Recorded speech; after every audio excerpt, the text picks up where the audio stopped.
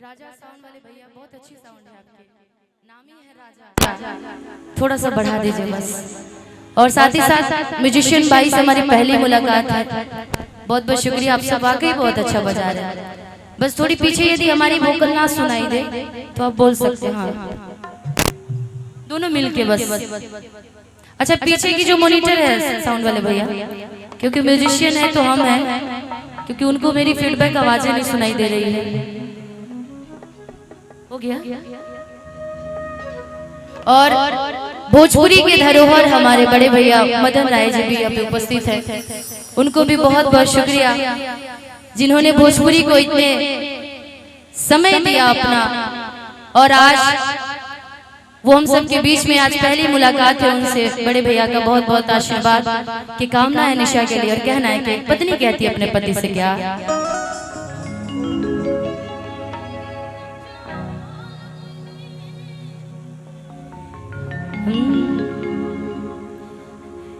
कि जाएगी तो चल गई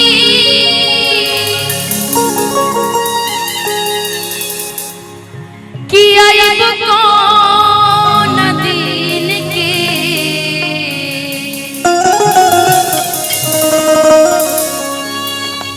पहले के समय रहे कि हर पत्नी के पति पूरब नगरिया की तरफ कमाए जाते रहे लोग। पत्नी अपना पति के बुलाओ तरी परेशान बाड़ी के राजा जी रुआ जाए के त चल गई नहीं, चले के त चल गई नहीं, लेकिन इतना बता के जाए कि रुआ आई कौना दिन के, हम वो दिन तक अपना दिल पे पत्थर रख के राउर इंतजार करब।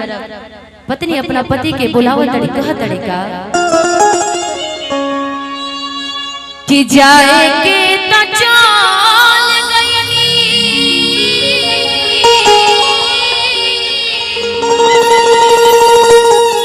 कि आइब कौन दिन के,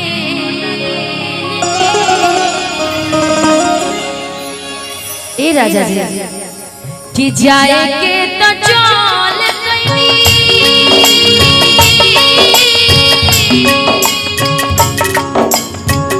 जाए के त चल गई, आइब कौन दिन के, कैसे कटी रात राजा अंगूरी पगील के, कैसे कटी रात राजा अंगूरी पगील के, जाए के त चल गई,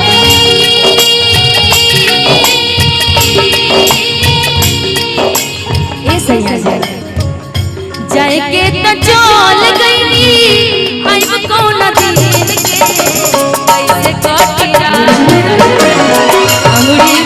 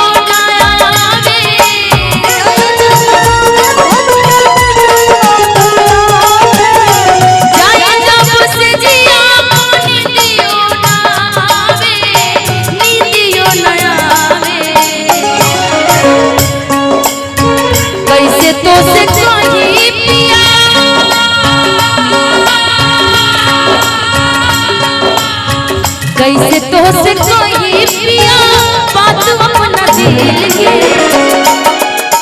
कैसे तो से कोई पिया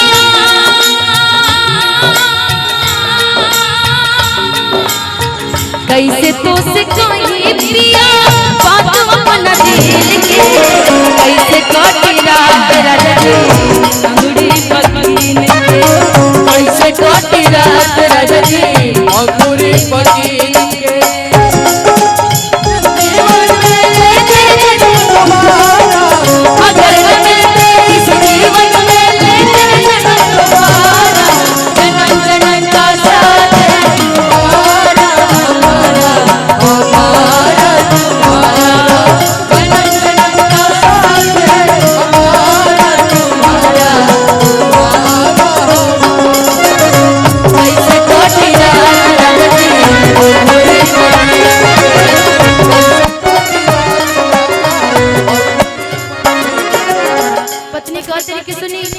हम जाना था नहीं रहुआ पैसा कमाए खातिर गई बने, और जितना दुख पत्नी के होला उतना ही दुख पति के भी होला। एक लड़का बने में कि रोजी रोटी कमाई के बाद घर परिवार बीवी बच्चा माई बाप पूरा परिवार के चलावे के बाद रहुआ प्रदेश गई बने, लेकिन हम चाहत नहीं कि रहुआ गाँव में आई और गाँव में आकर के बड़ा अच्छा खेती करी, किसानी बन जाए, आँख के सोजा रह तो बहुत अच्छा लगे। पत्नी कैसे कहता रे छोड़ी परदेश रहुआ घर चली आई, टिकुआ छोटू संगे यही जे कमाई,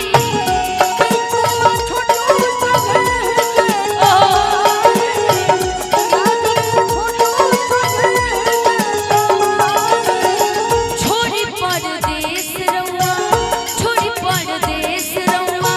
घर चली आई, टिकुआ रतन संगे घर ही कमाई,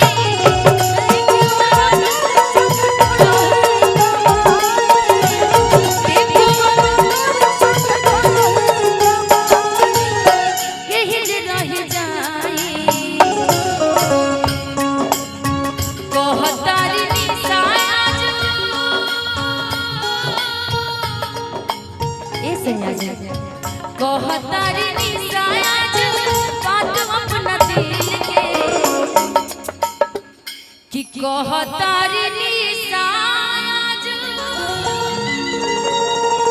कि हर बात अपना दिल के।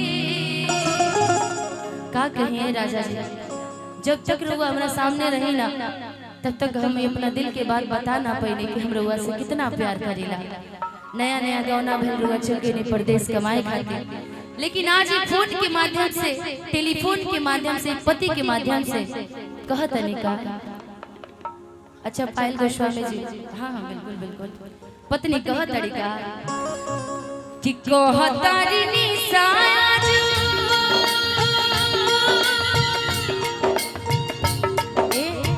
कहतारी निसाज बात अपना दिल के, कैसे कटी रात राजा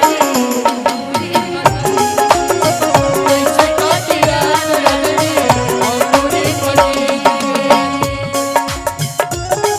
दिल ले गया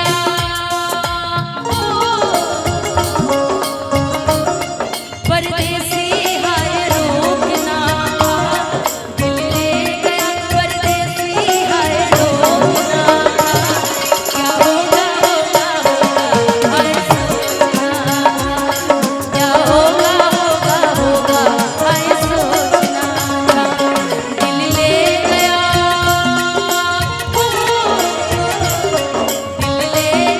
परदेसी हाय रोकना, क्या होगा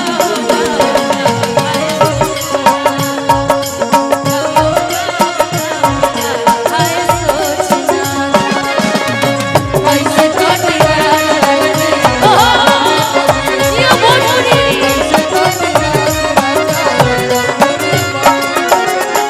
रोही रोही याद पिया मालिकी रहुआ याद सताई अपन परदेशी बलम के, तो कैसे बुलाए कैसे एक बार तनी चुनरिया रख ले। हाँ हमार तो छोटा पड़ जाता है ना, तो हमहू रखते हैं। हाँ, बिरहीन बने के बारे में। कैसे कटी रात राजा रोही रोही याद पिया रावण सतावे जाय जब से जिया मन दियो ना आवे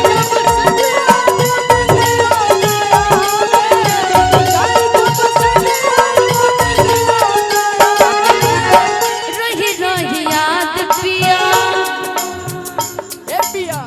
रोही रोही याद पिया रावण सतावे। सुनिए कि रुआ मुर्गी बड़ा अच्छा मारीला तो इतना अच्छा जब भोजपुरी के गाना खाटी चलत होके और इतना प्यारे प्यारे श्रोतागण हम सब के बीच में भगवान रूपी जनता जब बैठल होके तब तनी कला अपन दिखावे में दिखा दो पीछे ना होके के चाहिए।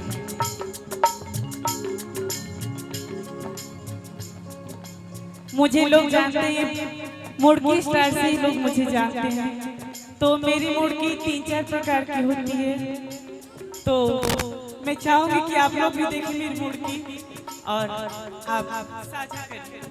हाँ, गाना में मुर्गी और मर्द के बाल के चुड़की ये जब ना होके तो फिर अच्छा ना लगेला जी। ऐसे हमरा तो करे ना आवेला लेकिन जब रोवा लोग के देखेले तो वाकई भगवान हमेशा रोवा लोग के बनाए रखस। अच्छा अच्छा हाँ, थोड़ा बैठ जाइए थोड़ा। अच्छा 10 मिनट बाद अच्छा ठीक बा। कुछ अतिथि लोग आइल बा थोड़ा देर बैठ जाइए कहे के बाद रोही रोही याद पिया राम सतावे जय जब से जिया मन दियो ना आवे जय जब से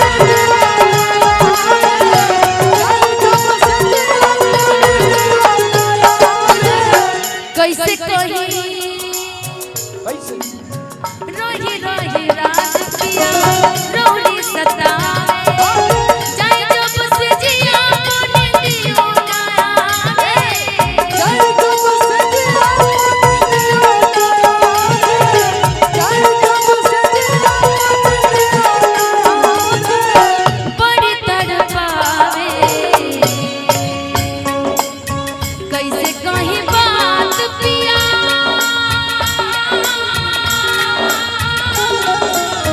कैसे कहीं बात पिया अपना हो फील के कैसे कटी रात राजा जी अंगूरी पकील के कैसे कटी रात राजा जी अंगूरी पकील के कैसे कटी रात राजा जी अंगूरी पकील के कैसे कटी रात राजा जी अंगूरी कैसे कटी रात राजा जी अंगूरी पकील के कैसे कटी रात राजा कि जाए के तो चल गईली कि आइब कौन दिन के कि कैसे कटी रात राजा जी कि अंगूरी पगीन के। बहुत बहुत शुक्रिया, बहुत बहुत धन्यवाद।